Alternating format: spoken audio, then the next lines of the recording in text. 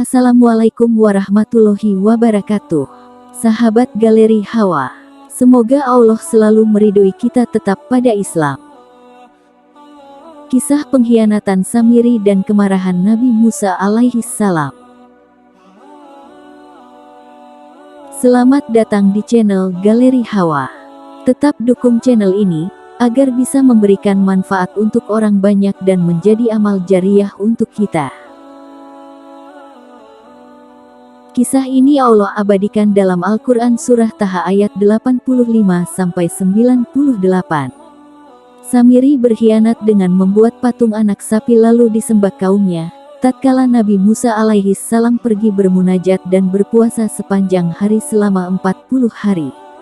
Sementara Nabi Harun alaihi salam tak bisa mencegahnya. Allah berfirman dalam Surah Taha ayat 85.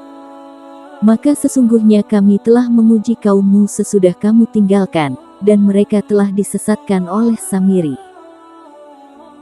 Dalam ayat ini Allah mengisahkan cerita Nabi Musa alaihi salam yang menurut Al-Qurtubi dalam Al-Jami' li Ahkam Al-Quran, sedang mengalami ujian darinya, berupa fitnah. Lafaz fatana pada ayat tersebut adalah jamak, yang itu mengisyaratkan bahwa adanya keterlibatan makhluk Allah dalam ujian tersebut. Artinya, bukan Allah yang menyesatkan kaum tersebut secara langsung melainkan adanya hasutan dari Samiri.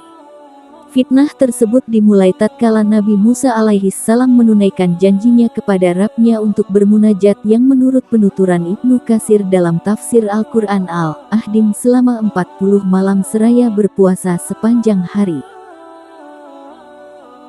Sekembalinya Nabi Musa alaihi salam dari bermunajat, ia sangat marah karena mendapati kaumnya yang tidak lagi menyembah Allah subhanahu wa ta'ala, tetapi malah menyembah patung anak sapi.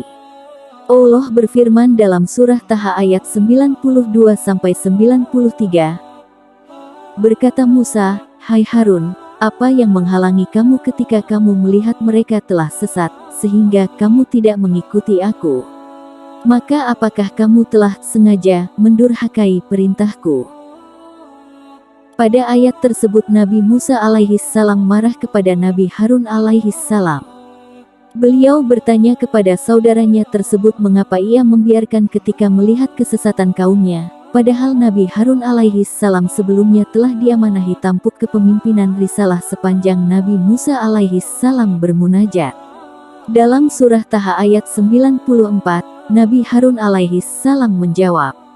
Harun menjawab, "Hai putra ibuku, janganlah kamu pegang janggutku dan jangan pula kepalaku. Sesungguhnya aku khawatir bahwa kamu akan berkata kepadaku, kamu telah memecah antara Bani Israel dan kamu tidak memelihara amanatku."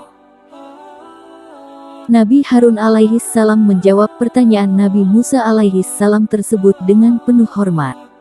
Menurut penuturan Ibnu Katsir, Nabi Harun alaihi salam meminta maaf akan hal tersebut seraya memberi penjelasan bahwa jika ia datang menemui Nabi Musa alaihi salam untuk melaporkan hal ini, bisa dipastikan kaumnya Bani Israel akan terpecah belah. Dalam surah Taha ayat 95, Nabi Musa alaihi salam kemudian bertanya kepada Samiri mengenai alasan perbuatannya. Berkata Musa, "Apakah yang mendorongmu berbuat demikian, hai Samiri?" Samiri menjawab, Allah ceritakan dalam lanjutan ayat Taha ayat 96. "Aku mengetahui sesuatu yang mereka tidak mengetahuinya, maka aku ambil segenggam dari jejak Rasul lalu aku melemparkannya, dan demikianlah nafsuku membujukku." At-Tabari dalam Jami' al-Bayan fi Ta'wil Al-Quran menjelaskan ketika kaum Nabi Musa alaihi salam menyeberangi laut mereka tidak kuat membawa banyak perhiasan dari Bani Kipti Mesir, harta yang mereka ambil dari bala tentara Firaun yang tenggelam. Samiri mengambil kesempatan ini dan membujuk Bani Israel untuk membuang perhiasan tersebut untuk diserahkan kepada Samiri. Oleh Samiri perhiasan tersebut dilelehkan dengan api dan dibuat menjadi patung anak sapi emas.